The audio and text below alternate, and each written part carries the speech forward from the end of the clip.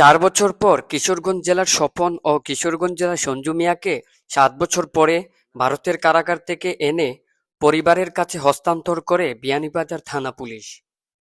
এই মহতী কার্যক্রম বিয়ানীবাজার থানার এসআই মোফাক্খারুল ইসলাম তাহার সহযোগিতায় পরিবার তাদের স্বজনদের ফিরে পান। বৃহস্পতিবার তাদের পরিবারের কাছে হস্তান্তর করা হয়। এ সময় উপস্থিত ছিলেন বিয়ানীবাজার থানার অফিসার ইনচার্জ আশরাফুজ্জামান ও এসআই মোফাক্খারুল ইসলাম। ফিরে পাওয়া সঞ্জু ও স্বপনকে তাদের গাড়ির টিকিট, খাওয়া দাওয়া সবকিছু নিজের পকেট থেকে খরচ করেন এসআই মোফাক্খারুল ইসলাম। সত্যি প্রশংসনীয় কাজ। ধন্যবাদ জানাই বিয়ানীবাজার থানা পুলিশকে। তাদের দূরদর্শী পরিকল্পনায় ২ তরতাজা প্রাণকে ফিরে পেলেন তাদের পরিবার। ওটা হলো আসলে ওনারা ভারতের কারাগারে ছিলেন। গত এই দুই দেশের দুই দেশেরই যোগাযোগের ভিত্তিতে তাদেরকে তোলা, আমাদের যে ইমিগ্রেশন আছে ইমিগ্রেশনের মাধ্যমে ভারতীয় কর্তৃপক্ষ বাংলাদেশের ইমিগ্রেশন হস্তান্তর করার ফলে আমরা তাদেরকে নিয়ে এসে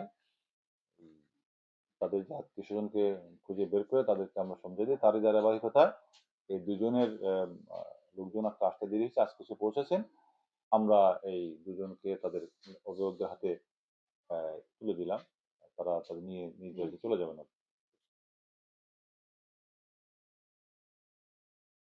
আসসালামু আলাইকুম। আমি এসআই মুফাক্খারুল ইসলাম, বিয়ানীবাজার থানায় কর্মরত আছি। গত গত 17 তারিখ আমাদের কাছে মেসেজ আসে যে ইন্ডিয়া থেকে মানসিক ভারসাম্যহীন 2 জন ব্যক্তি সহ 13 জন লোক আমাদের বাংলাদেশে প্রবেশ করবে।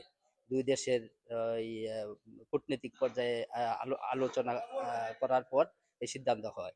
ওই সিদ্ধান্ত মোতাবেক আমাদের চিঠি অফিসার ইনচার্জ স্যারের কাছে আসে।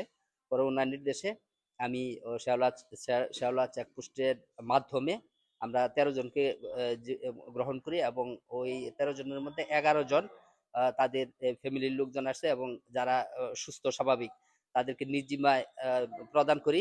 আর বাদ বাকি 2 জন এই কিশোরগঞ্জে বাড়ি ওনাদের, ওনারা মানসিক প্রতিবন্ধী ছিল, দীর্ঘ 7-8 বছর যাবৎ নিখোঁজ ছিল। এক পর্যায়ে জানতে পারে যে তারা ইন্ডিয়া আছে।